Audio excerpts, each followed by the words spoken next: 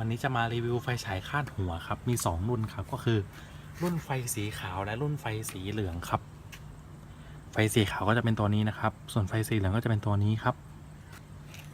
ที่ตัวจะมีจอเลยนะครับสำหรับบอกแบตเตอรี่แล้วก็ชั่วโมงการใช้งานครับ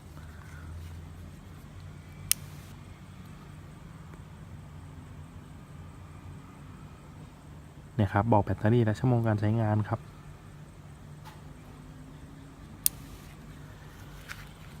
เดี๋ยวเรามาดูแสงไฟกันเลยนะครับเดี๋ยวมาดูตัวสีขาวก่อนเลยนะครับแสงสีขาวครับไฟก็จะปรับระดับความแรงได้ครับหมุนเอาครับด้านนี้เวลาเราเปิดมันก็จะมีไฟขึ้นมาให้ดูชั่วโมงการใช้งานครับ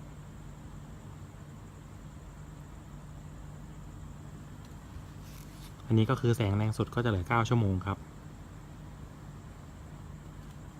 พอเบาสุดก็จะกลายเป็น99ชั่วโมงครับใช้ได้นานมากนะครับอันนี้คือแสงสีขาวครับสุดนู่นเลยนะครับสุดซอยเลยครับเหมือนกันครับดูแสงสีเหลืองก่อนครับจากนี้ไปสุดซอยก็ประมาณ200เมตรนิดๆครับก็ยังถึงอยู่ครับตัวสีเหลืองครับสำหรับมันส่องทะลุน้ำได้ครับ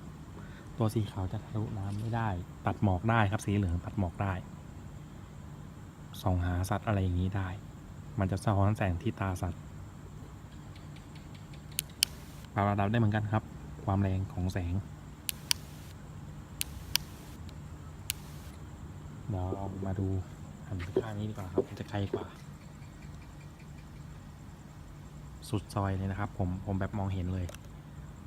สุดซอยนี้ก็ประมาณ500เมตรครับเดี๋ยวลองเอาสีขาวมาเทียบกันครับดูแสงนะครับ